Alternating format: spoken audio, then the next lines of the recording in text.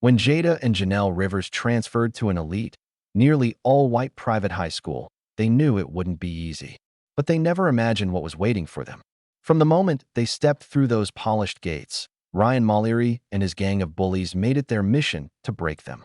The twins endured every insult, every shove, and every slur thrown their way. But when the bullying turned physical, they left the twins with no choice.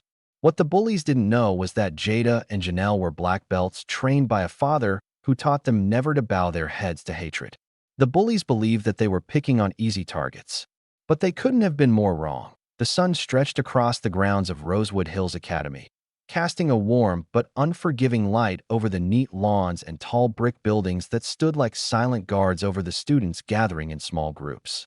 Everything about the place spoke of money and old traditions, from the perfectly trimmed hedges to the polished stone walkways, as if the school had been built not only for learning, but to remind everyone who walked its paths exactly where they stood in the world. Jada and Janelle Rivers, moving side by side, felt that reminder heavy on their shoulders even before they reached the front steps. Their uniforms were perfect, their posture upright, and their faces held calm expressions. But beneath it all, they could feel the weight of every glance that followed them, every quiet word that slipped between the students they passed. They were used to stares and whispers, but this was something sharper, something colder. It wasn't curiosity. They could tell the difference. This was the kind of attention that came with judgment already made, with a line already drawn before they'd even had the chance to speak. It wasn't only because they were new, and it wasn't only because they were twins. It was because they were black. And here that made them stand out more than anything else. Their father, Derek Rivers, had warned them it might be like this. He hadn't sugar-coated the world for them. He had taught them to expect moments like this, taught them to carry themselves with strength and pride no matter what they faced. He made sure they could defend themselves if they ever had to, not only with words, but with skill and control that few their age possessed. Still, even with all his lessons, even with the years of preparation, stepping into this place felt like walking straight into a storm they could see coming from miles away, but could not avoid. "Look at that," a boy's voice said, loud enough for them to hear without a shred of subtlety. He was leaning against a pillar near the front of the school, a smug grin stretched across his face as his friends chuckled beside him. "Twins?" another boy added with a sneer, as if the word itself was an insult. "Didn't know they came in matching sets." Jada's eyes flicked toward them, catching the way they puffed up their chests like they owned the space they stood in. She felt the burn of anger rise in her chest, but pushed it down just as fast. Their father's voice rang in her mind, calm and steady. "They want a reaction. Don't give it to them." Janelle's grip on her backpack strap tightened, her knuckles pale against the dark material. But like her sister, she kept her expression smooth and unreadable.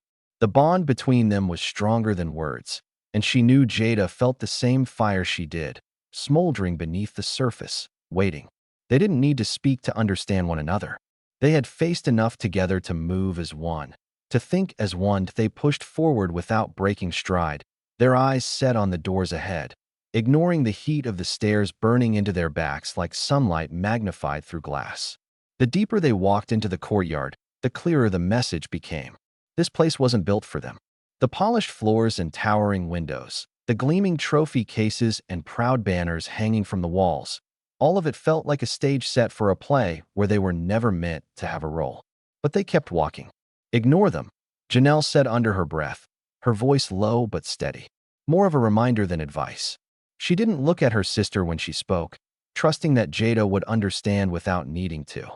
"I see them," Jada answered, her tone quiet yet sharp beneath the surface. "But I won't give them the satisfaction." They reached the doors of the main building, tall and heavy, opening with a soft mechanical sound that felt too smooth for what waited on the other side. As they stepped inside, the chill of the air conditioning hit their skin, but it couldn't cool the fire building inside them. The students already gathered in the hallway turned to look, conversations pausing as eyes followed the twins through the corridor. Some faces held curiosity, others open hostility, and a few showed a flicker of something worse. Amusement, like they were waiting for the moment the new girls would fall out of place and give them all something to laugh about. Jada's gaze swept the hallway, reading it like a map of territory marked by invisible boundaries. She saw how the bullies stood in clusters near the lockers, how the girls whispered behind their polished nails, casting sidelong looks filled with quiet malice. Every detail sank in. Every glance felt like a challenge waiting to be answered. They knew this was only the beginning.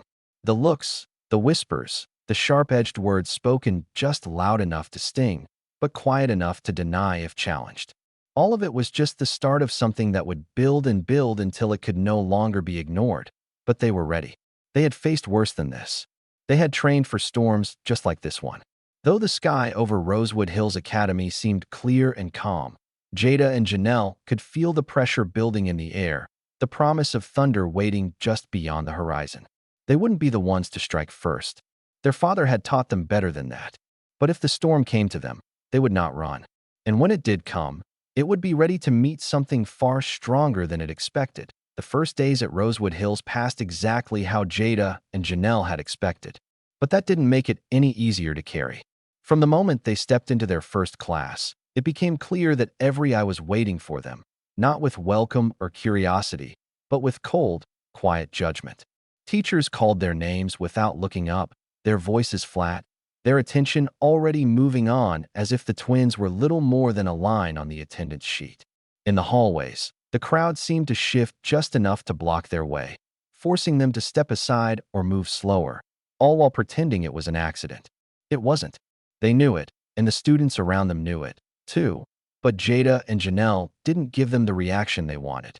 They kept their heads high, moved with purpose, and didn't let the tension force them into a corner. Even when the looks grew longer and the whispers sharper, they pushed through every day, steady and silent. It didn't take long for Ryan Mullery to show his face. He wasn't hard to spot. He acted like he owned the place, walking with a careless swagger that came from knowing the rules never really applied to him.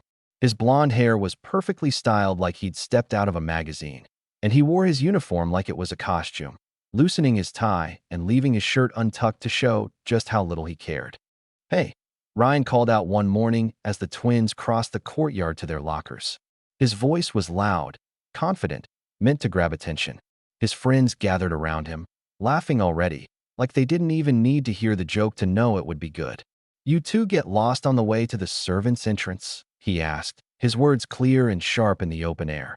His friends broke out laughing, too loud for the weak insult. But they weren't laughing at the joke itself.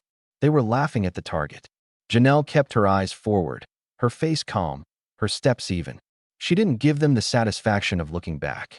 Jada's gaze flicked to Ryan for just a moment, sharp and steady, but she didn't stop walking either.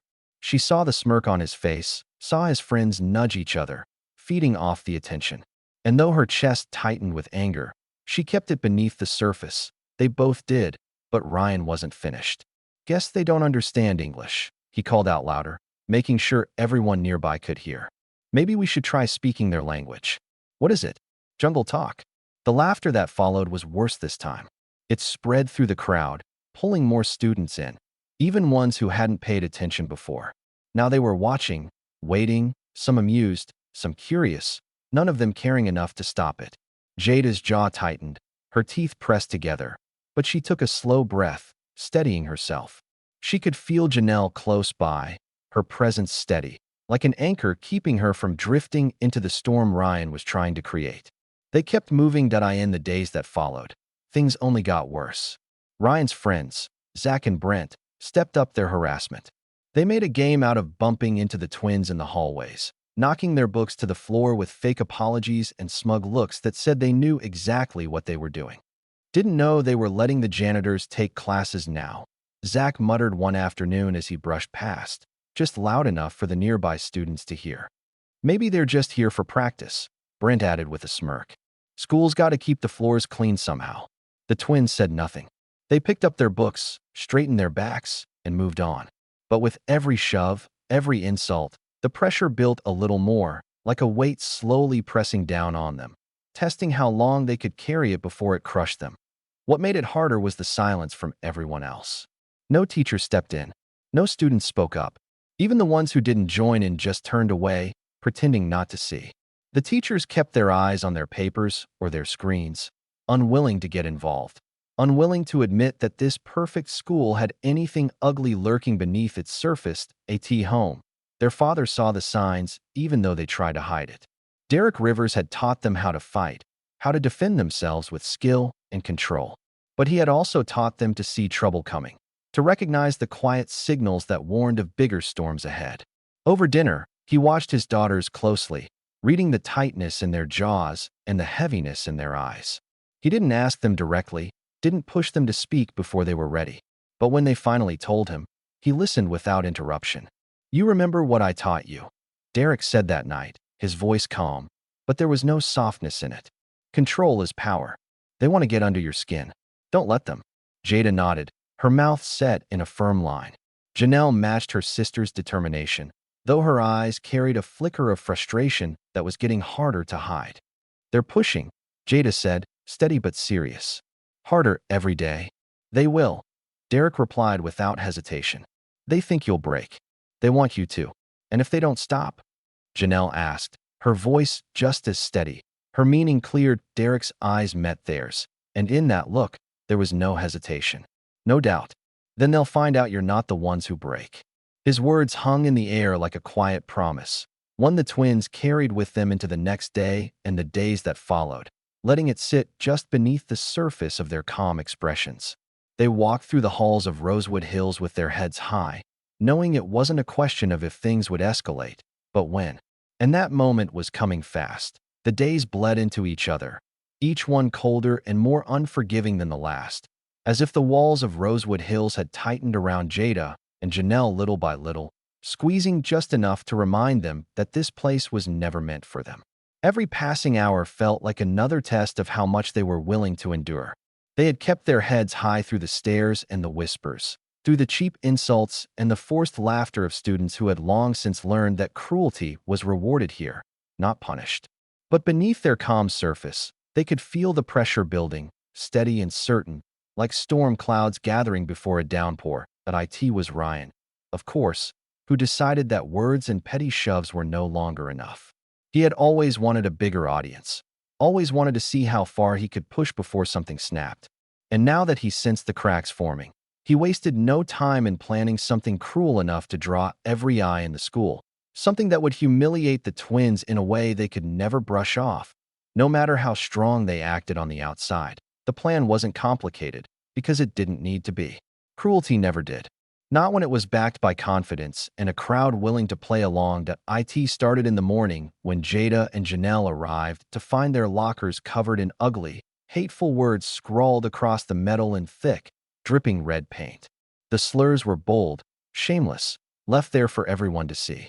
Black markers had been used to draw ugly, cartoonish faces with exaggerated features meant to mock them, the images twisted and dehumanizing.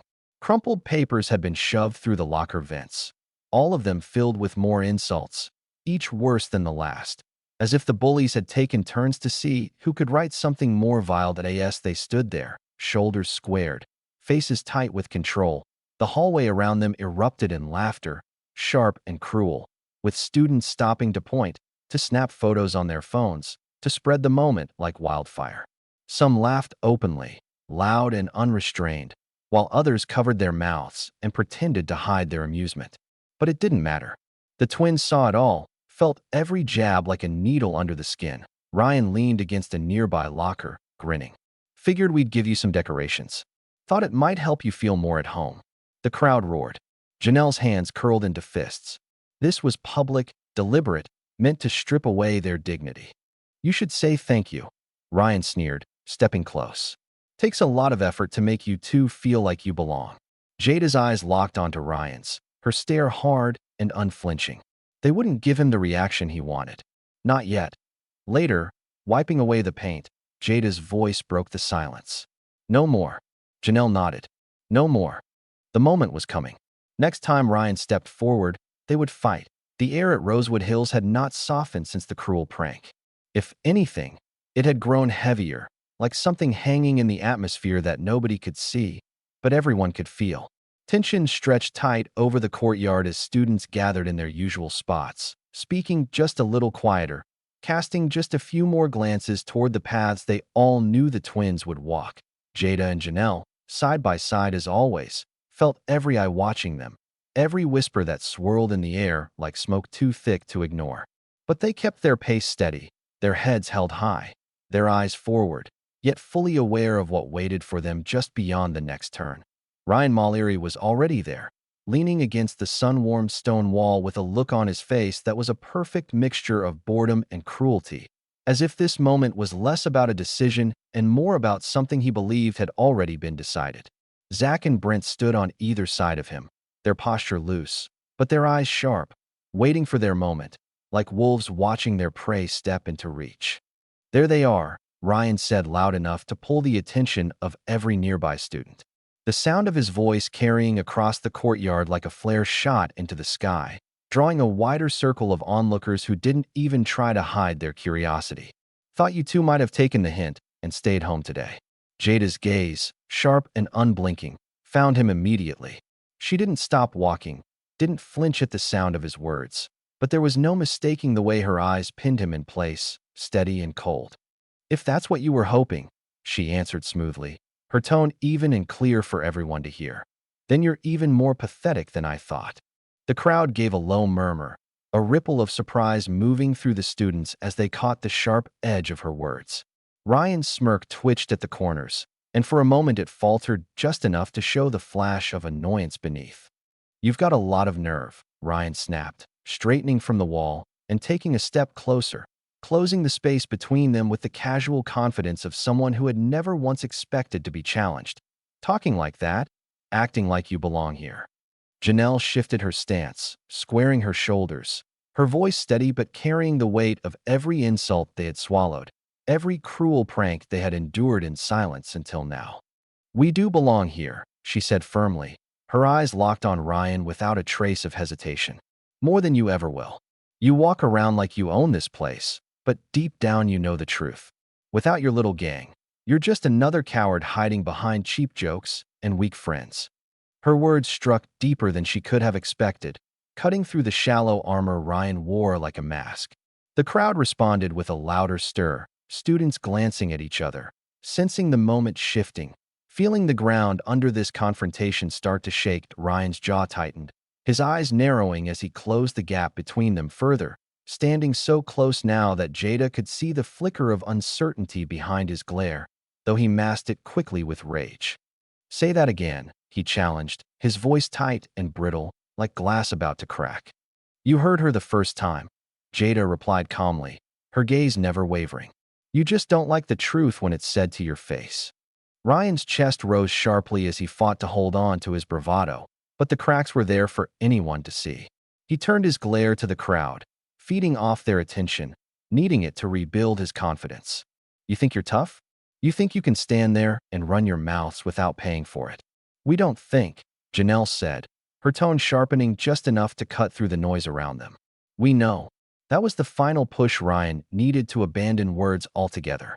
His hand shot out without warning, slamming hard into Jada's shoulder, forcing her to step back under the sudden force, though she caught herself easily, her feet planting firm against the ground as if rooted there. The crowd's gasp rang loud and sharp, students drawing in their breath as the scene before them tipped from tension into open threat. Brent, seizing the moment, stepped toward Janelle, swatting her books from her arms with a cruel grin, sending pages scattering across the pavement in a messy sprawl that felt like an echo of the prank they had suffered days before. Zach followed, shoving hard into Janelle's shoulder, his voice dripping with mockery. "What now? You going to run to Daddy?" That was the line crossed, clear as day, bold and undeniable. Jada's eyes burned into Ryan's, her voice calm but packed tight with the fire that had been building beneath her ribs for far too long. "No," she said, her breath steady, her words loud enough for all to hear. "We're done running."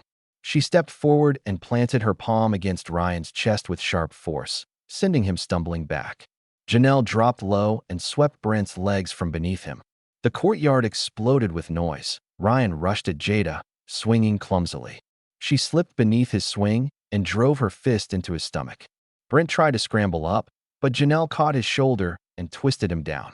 Zach lunged, but Janelle sidestepped cleanly, catching his arm and flipping him hard. Ryan staggered back with a snarl, but Jada met him with a clean strike under his chin. Their father's lessons guided every move. They were not here to prove anything. They were here because the line had been crossed. The courtyard pulsed with energy. Ryan, forced back by Jada's blows, found fear creeping into his eyes. "You thought we'd just take it," Jada said, dodging another swing. "You thought you could keep pushing until we broke." Brent charged at Janelle, but she drove her palm into his sternum, sending him crashing backward. "You picked the wrong fight," Janelle said. Zach grabbed a broken piece of wood, rushing toward Janelle. She sidestepped, caught his wrist, twisted sharply to disarm him, then drove her elbow into his face, sending him to his knees. "Cheap shots won't save you now," she said. Ryan, furious and embarrassed, lunged at Jada once more, his fists swinging wild and sloppy, driven by panic rather than skill. But Jada was already a step ahead, weaving under his attack and catching his wrist in a tight grip, twisting it sharply as she stepped into him and drove her knee into his stomach with brutal force. His breath exploded from his lungs in a choked sound as he collapsed to the ground, clutching his ribs. "You've had every chance to walk away," Jada said firmly, not just to Ryan, but to every single person watching, her voice carrying the weight of everything she and her sister had endured up to this point. "But you kept coming." She let go of his wrist, letting him drop fully to the pavement, his body folding over itself as he struggled to breathe, his face contorted with a mixture of pain and disbelief. Janelle stood beside her sister now, her chest rising and falling with deep, controlled breaths. The two of them side by side once more, just as they had been when they walked into this school. Only now the ground beneath their feet felt different, as if they had claimed it for themselves through sheer force of will. The crowd around them, once eager for spectacle, now stood in uneasy silence, the realization settling heavily over them that this was no ordinary fight, no simple exchange of blows between schoolyard rivals. This was something deeper, something final, a storm that had been building for far too long and had finally broken free. "Maybe now you'll learn," Janelle said, her voice cutting through the thick, charged air, "that we're not the ones you can push around."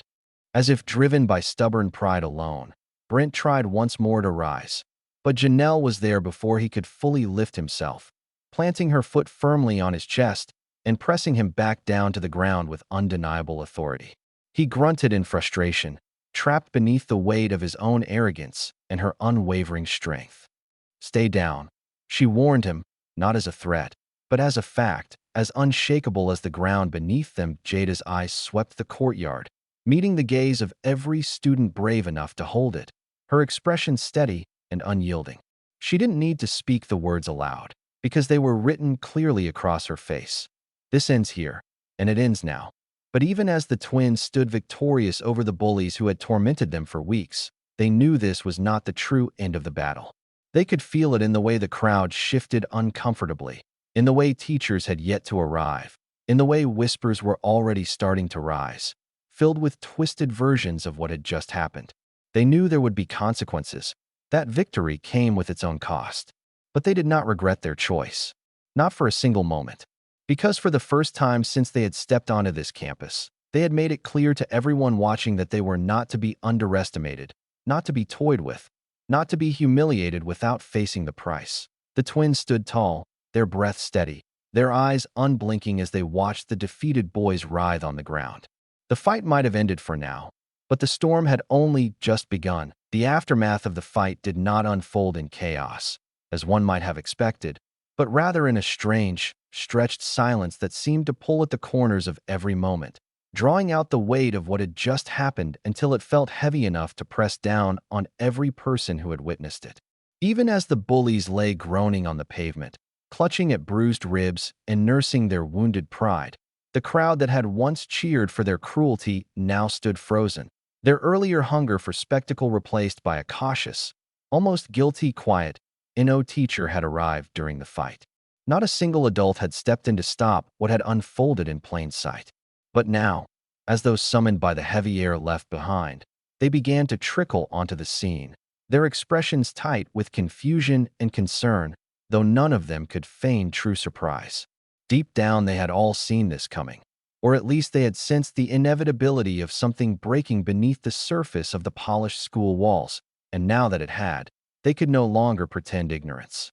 "Enough," came the sharp voice of Mr. Carpenter, the assistant principal, as he pushed through the circle of students, his eyes scanning the scene with a look that landed somewhere between outrage and relief that he had arrived only after the violence had ended. His gaze swept from the injured boys sprawled across the courtyard to the twins standing tall at the center of it all, their breathing controlled, their posture strong, their faces set with an unflinching calm that made it impossible to pretend they were anything other than the victors. "What is going on here?" Carpenter demanded, though the question hung in the air more as a formality than genuine inquiry, because it was clear from the scene before him exactly what had unfolded. Before Jada or Janelle could answer, Ryan coughed painfully and forced himself to speak through gritted teeth. "They attacked us," he gasped, his voice thick with desperation and fear, but also with the familiar entitlement of someone who believed he could still control the story if he spoke first. "We didn't do anything. They just went crazy."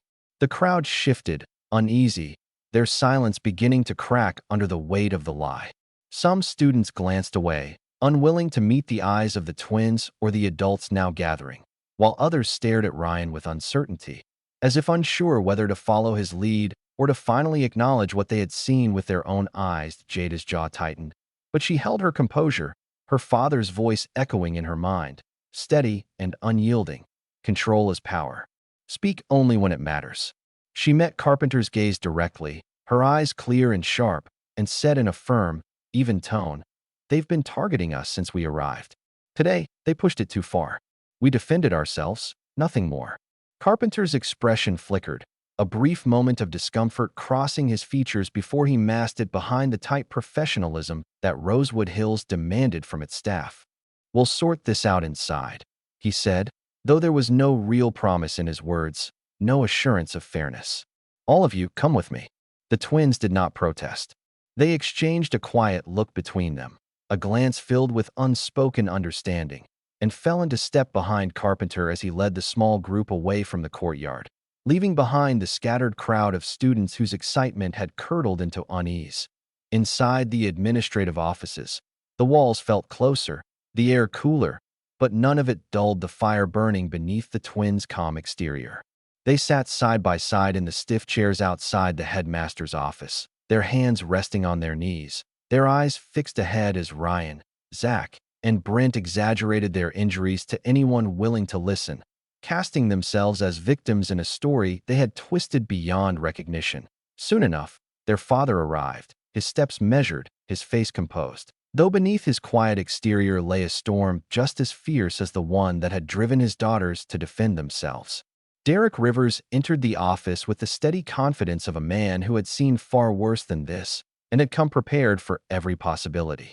His eyes moved to his daughters first, checking them not just for injury, but for steadiness of spirit, and when they met his gaze, strong and unbroken, a flicker of pride passed between them. He turned then to the headmaster, a man named Harrington, whose suit was as crisp as his expression was pinched, as though he had been forced to step away from something far more important than the well-being of his students. "We will be conducting a full investigation," Harrington said, his tone clipped, his hands folded neatly in front of him on the polished desk. "But in the meantime, I'm afraid both of your daughters will be suspended until we can review the facts." Derek's voice, when it came, was calm but carried the weight of stone. "My daughters were defending themselves.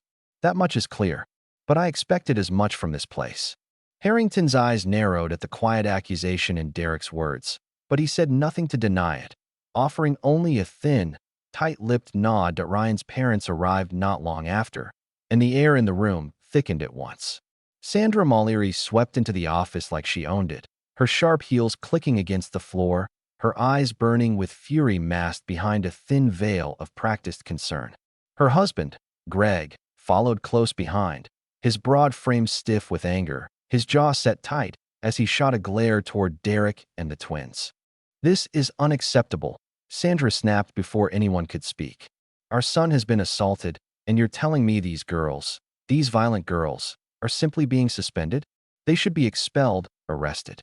Her voice rose with each word, and though Harrington attempted to soothe her with vague promises of further action, it was clear Sandra Mallory would not be satisfied until the twins were punished beyond reason. Derek's gaze never left her, his eyes steady and unreadable, but his daughters could feel the tension in him, not wild or uncontrolled, but the same controlled force he had taught them to carry. He watched her rage burn like dry kindling, feeding itself on lies and arrogance, and he let her speak her fury until her words ran thin. "This isn't over," Sandra hissed finally, her eyes narrowing to sharp points as she turned her glare fully on Derek, as if daring him to respond. "No," Derek replied evenly, his voice low and calm. "It's not." The weight of his words hung heavy in the room, not as a threat spoken in haste, but as a promise forged in certainty. As the twins rose from their chairs, their suspension papers handed to them with cold efficiency, they held their heads high, their posture unbroken, their eyes clear. The fight in the courtyard had ended, but a new fight had begun, one that would not be settled with fists alone. And as they stepped out of the office, their father walking between them, they understood with perfect clarity that whatever came next, they would face it together. The house stood quiet. Derek sat at the kitchen table, eyes on the window. "You knew they'd come here," Jada said. Derek nodded. "People like them don't accept losses quietly." The sound of tires on gravel carried through the air. Car doors slammed. "They're here," Jada said quietly. Derek rose. "Stay behind me." He opened the door, stepping onto the porch. Sandra Mallory's face was twisted in fury. Greg stood beside her, jaw tight, fists flexed. "You think you can get away with this?" Sandra spat. "You think you can lay your hands on our son? Your son attacked my daughters." Derek replied steadily. "They defended themselves. That's the truth. Don't you dare play the victim," Greg snapped. "Your girls are animals, just like you." Derek let the insult sit. "You've already made up your mind about who we are. But that doesn't change the facts. You raised a bully, and today he found out what happens." Greg stepped past Sandra, swinging a wild fist at Derek. Derek caught his wrist mid-swing, twisted his arm, and threw him off balance. Greg stumbled. "You've made your choice," Derek said evenly. "Now you'll live with the consequences." Greg charged again. Derek moved with precision, catching Greg's arm and sending him sprawling onto the porch. Sandra swung wildly, but Derek caught her wrist, twisting her arm behind her back. "You came to my home," Derek said quietly. "You thought you'd bring fear, but fear doesn't live here." Sirens approached. Neighbors emerged, watching. Derek stood tall, daughters beside him. "You came looking for a fight," Derek said. "Now you found it." The flashing lights washed over the house.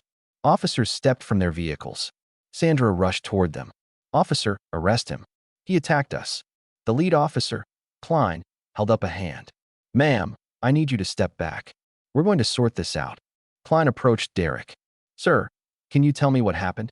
"They came to my home uninvited," Derek explained. "They confronted me. They shouted threats. Then he threw the first punch. I defended myself and my family." Klein turned to Sandra and Greg for their version, then to the neighbors. "I'm going to need witness statements. Anyone who saw what happened, step forward." An older man stepped forward.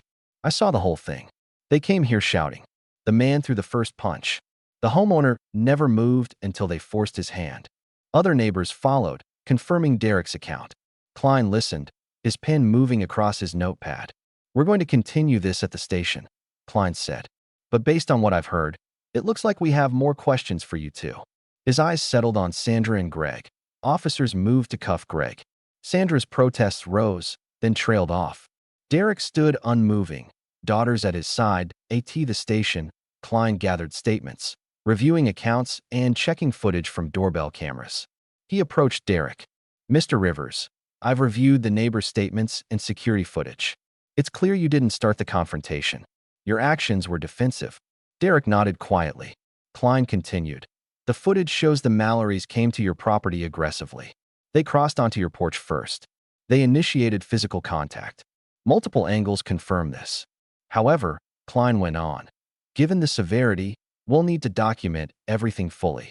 But I want you to know, from what I've seen, the evidence is clearly in your favor. We'll give you every answer you need," Derek replied. They sat in the interview room, recounting events with clarity. The story unfolded as a clean chain of facts. Later, Klein mentioned, "One of your neighbors said something about earlier trouble at the school. We're going to pull surveillance from there too." "Do it," Derek said. "Let the whole story come out." Klein returned with a folder of photographs. Still images from security cameras showing Greg mid-swing. showing the prank at the lockers, the boys cornering the twins, the courtyard fight. We've also pulled footage from the school, Klein said. Between these, witness statements, and student admissions, we have a strong case in your favor. And the Mallorys? Derek asked. They're in deep, Klein replied. They came here full of bluster, but with this evidence, their accusations are falling apart. Klein closed the folder. We'll be moving forward with charges: assault, trespassing, possibly harassment. Officers moved to process the Mallorys, leading them from the interview room. Derek stood with his daughters, unshaken. The morning sun stretched across Rosewood Hills Academy. The courtyard now held a different weight. Word had spread about the Mallorys' arrest and the evidence. Students gathered in cautious clusters. Teachers carried stiffness in their movements, quiet shame in their faces. Inside the administrative office, Harrington held police reports. Across from him sat Derek, calm and composed.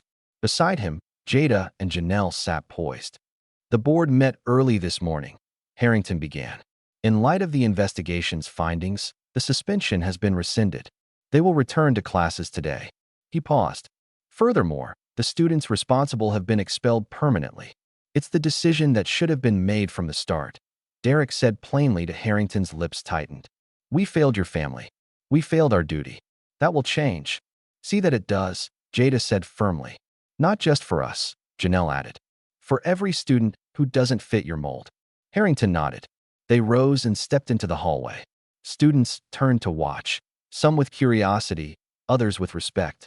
The twins walked side by side, heads high, not as returning victims, but as champions of their own story. Outside, the morning breeze brushed their faces. Their father stepped alongside them. The storm is over, Derek said. No, Jada answered. We ended it. And we'll end it again, Janelle added. Whenever it comes. Together they crossed the threshold, leaving shadows behind and stepping into the light of justice. The days that followed settled into a natural rhythm. The school seemed changed. Teachers greeted the twins with genuine regard. Classmates offered nods of acknowledgement. In the courtyard, Jada and Janelle now moved freely. They sat beneath the old oak tree during lunch, sunlight warming their faces. It was not perfection. What they had now was something better. Peace built on strength earned through fire. They knew their battle had shifted something permanent in the school itself. Their father's words stayed with them. Stand your ground. They had done exactly that. As the afternoon sun dipped lower, the twins sat side by side, laughter rising easy and unforced. They had not just survived Rosewood Hills Academy. They had claimed it. They had won, and they would keep on winning every single day.